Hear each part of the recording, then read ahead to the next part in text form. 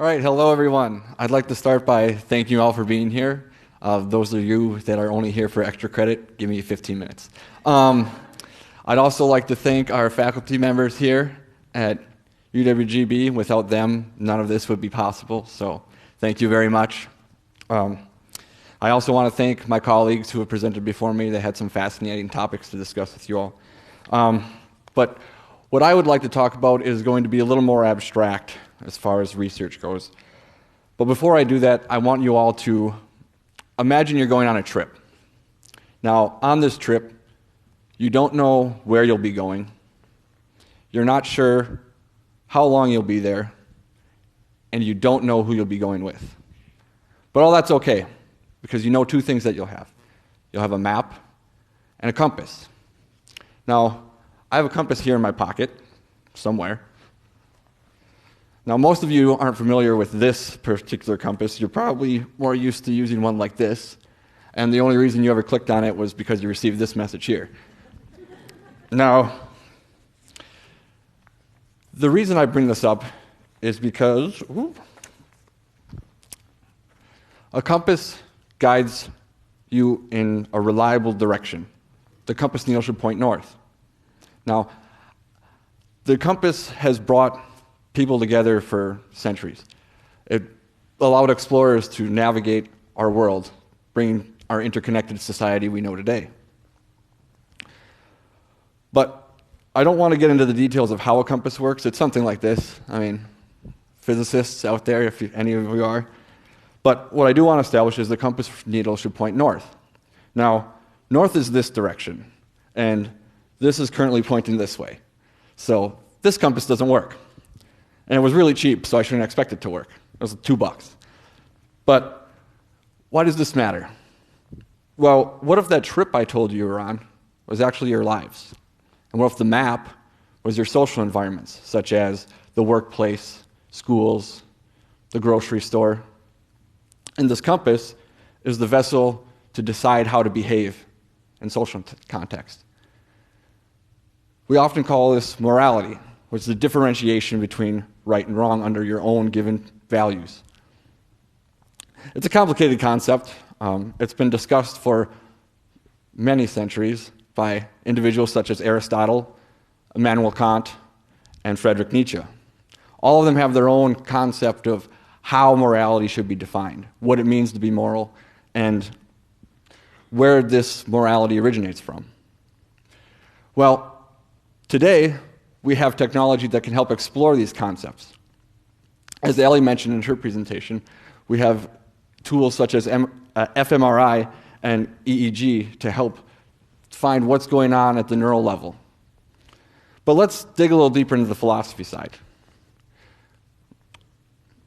These moral situations are found all around us.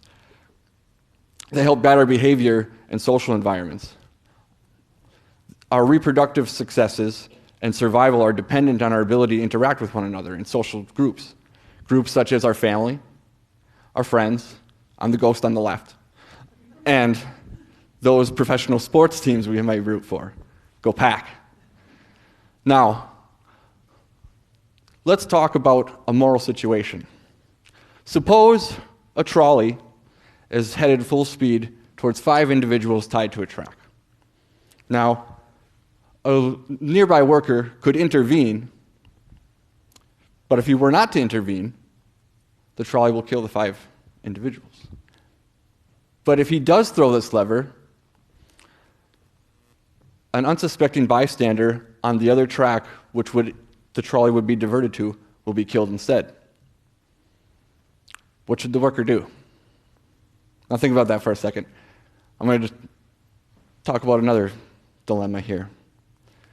Suppose a doctor has 5 patients. Each one of these patients is in need of a unique organ transplant.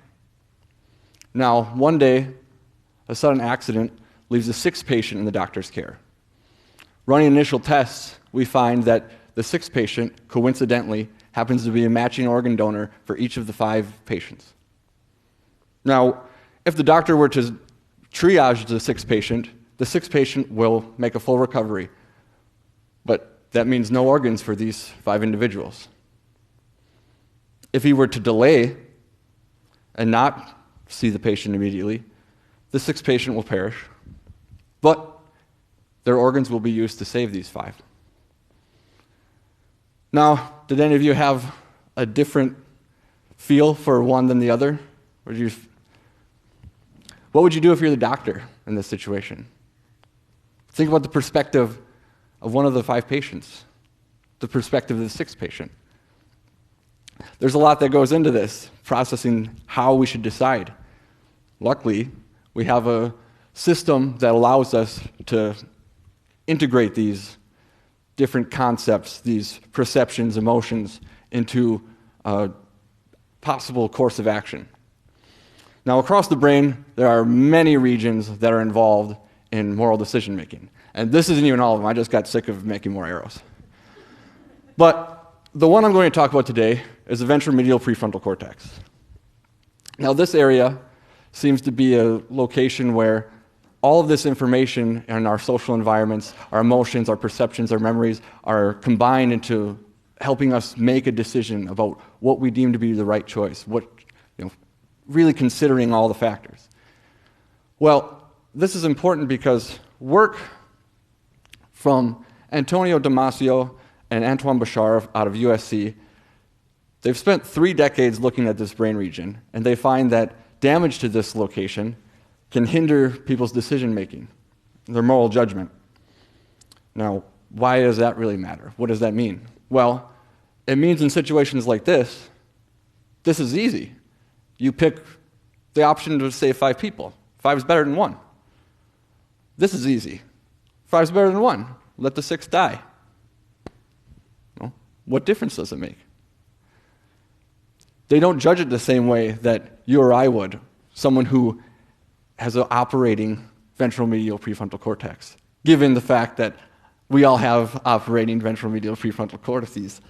Now, the reason I want to talk about this in particular is that this area helps us decide what to do and assess moral situations. These are 2 distinct things, but they operate together in the same location. And it's also important because this particular area doesn't complete its development until midway through the 3rd decade of life.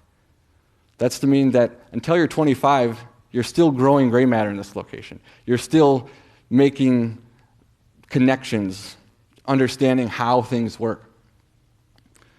So that's not to say that children can't be moral. It's just a process. It takes time for these things to develop and mature. Now, watch the following videos and tell me which moose puppet here you would prefer.